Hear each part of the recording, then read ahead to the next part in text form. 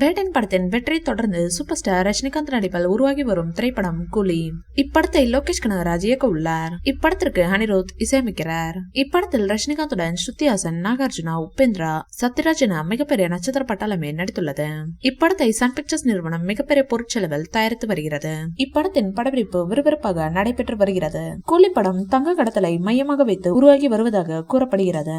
இப்படத்தில் ரஜினிகாந்த் அதிக அளவில் சண்டை காட்சியில் நடித்துள்ளதாகவும் இப்படம் லோகேஷ் கனகராஜின் சினிமாட்டிக் யூனிவர்ஸுக்குள் வராது என்றும் கூறப்படுகிறது. முழுக்க முழுக்க தனி கதை அம்சம் கொண்ட படமாகவே கூலி உருவாகி வருகிறதாம். இதனையடுத்து சற்று முன் ரஜினி ஒரு அறிக்கையை வெளியிட்டுள்ளார். அதில் எழுதியது மீண்டும் அரசியலில் களம் காண இருப்பதாகவும் புதிய கட்சி பெயர் மற்றும் சின்னம் அறிவிக்க உள்ளதாகவும் குறிப்பிடப்பட்டுள்ளது. தலைவர் மீண்டும் அரசியலுக்கு வந்தால் அவரது முழு ஆதரவும் திமுகவிற்கு தான், தளபதி விஜய்க்கு இல்லை என ஒரு கூட்டம் சொல்லிக் கொண்டிருக்கிறது. கூலி படத்தின் ரிலீஸ் அப்டேட்டை இயக்குனர் லோகேஷ் கனகராஜ் சமீபத்திய பேட்டியில் கூறியிருக்கிறார். அதன்படி இப்படத்தை வருகிற 2025ஆம் ஆண்டு கோடை விடுமுறையில் திரைக்கு கொண்டு வர உள்ளதாக அவர் தெரிவித்துள்ளார். இதன் மூலம் கூலி திரைப்படம் அடுத்த ஆண்டு ஏப்ரல் மாதம் தமிழ் புத்தாண்டு விடுமுறையை டார்கெட் செய்து ரிலீஸ் ஆக வாய்ப்புகள் இருப்பதாக கூறப்படுகிறது.